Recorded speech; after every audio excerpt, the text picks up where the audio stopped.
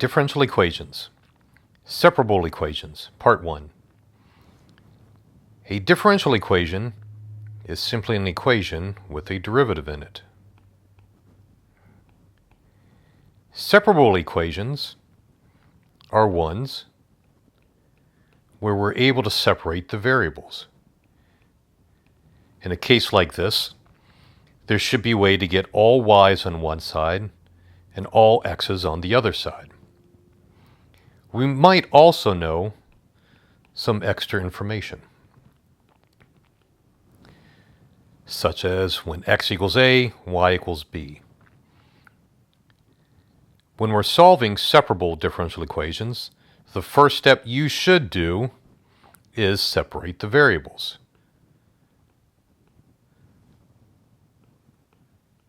Notice that with basic algebra, I can get all of my y's on one side and all of my x's on the other side.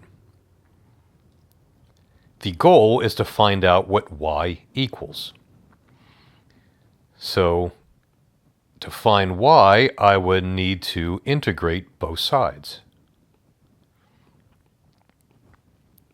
where I would end up with something like this. Now, don't forget your constant of integration. At this point, I can plug in my values that are known, if they are given, and I could solve for c.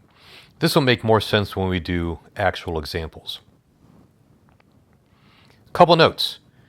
First note, I wrote my derivative over here in a way that was simple for me to separate.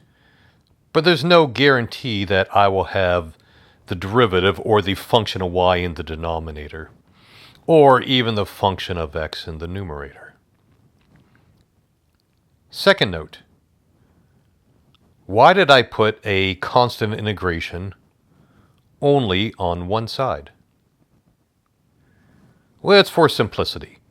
I could have done this when I integrated. That is, I could have put a constant of integration on both sides. But since C1 is an unknown constant, and C2 is an unknown constant, I could have subtracted C1 over here and gotten one single unknown constant. So since our goal is to eventually solve for y, there's really no point putting a constant integration on the side with the y. We can simply put it over here with the x. So let's take a look at an example. I have a differential equation, dy dx equals xy. I can separate the variables by doing the following.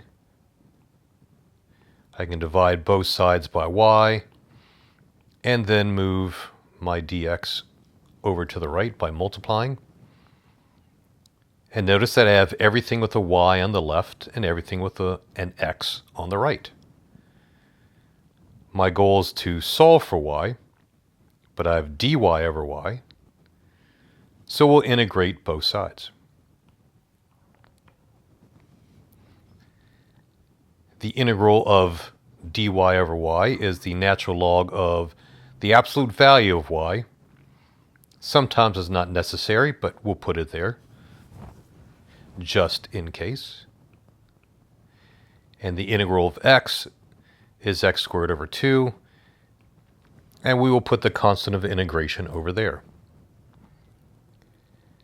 Now, given our initial condition, it is possible to find the constant of integration. It might be easy to find now, it might be easier to find later. Experience tells me it's going to be easier to find my c value a little bit later. So at this point, I have the natural log of y equals x squared over 2 plus c. I want to find what y equals. So I'll raise both sides, or I'll do e to both sides. e to the natural log of y is y. And then when I raise something, I'm going to raise the entire side. That is the correct way to do it. It's not e to the x squared plus e to the c. When you do something to a side, you do to the whole side at once. Now I'm going to change this here. I'm going to call this C1. I'll call it C1. We'll see why in just a second. Because I want to rewrite the right side using properties of exponents. That is, the calculus part is done.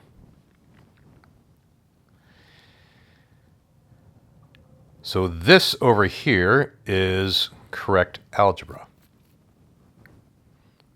But notice that e is a number. The constant is a number.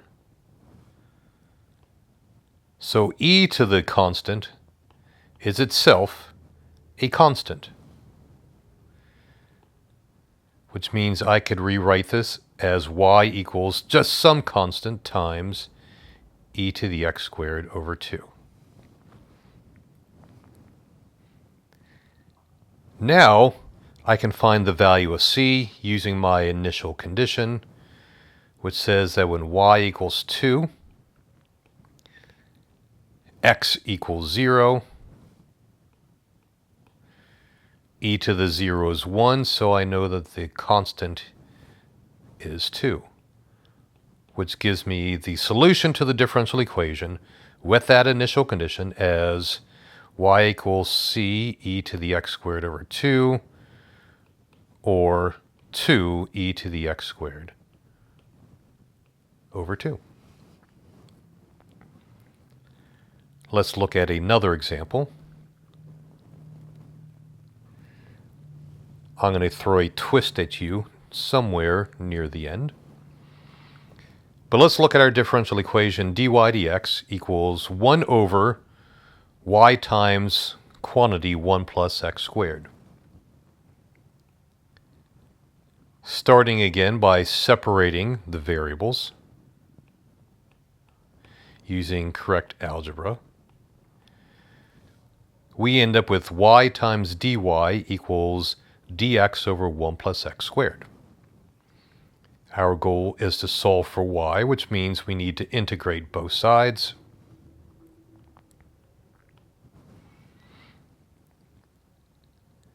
The integral of y dy is y squared over 2.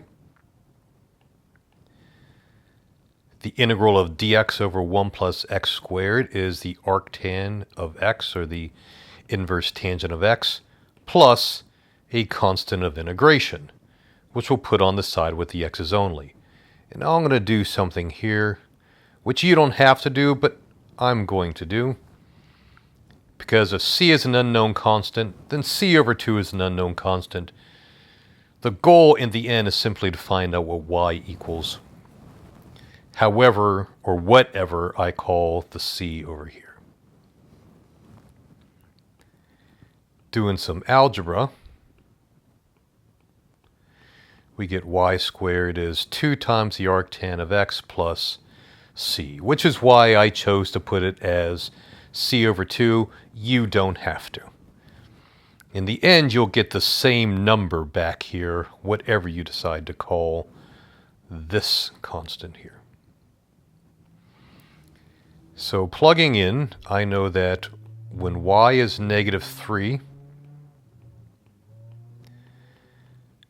I get x is pi over 4.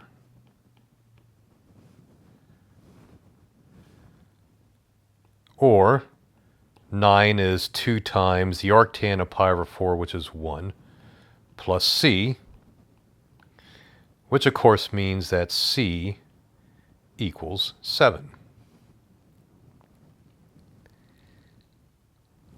Our final goal is to solve for y. So if I have y squared, I can take the square root of the entire side Notice that I substituted 7 for c. We don't take the square root of each piece, it's the square root of the entire side. So here's the twist. There's actually a mistake on my screen. Notice what I really should have done, or at least should have thought of, was when I took the square root of y squared, I should have put plus or minus the square root. This is still incorrect. I'm going to draw a simplified graph. It's not the actual graph of my function here, but it's just to illustrate what's going on. So if I had y squared equals something, I took the square root. There's really a positive square root, and there's a negative square root. If I have both, that's not a function. So the answer is either the positive square root or the negative square root, not both. Well, how do I know which is which? We know by our initial condition. Since my y value is negative,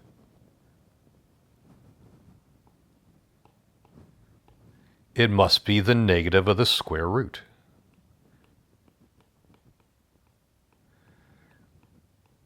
Because there's no way to take the positive square root and get a negative value.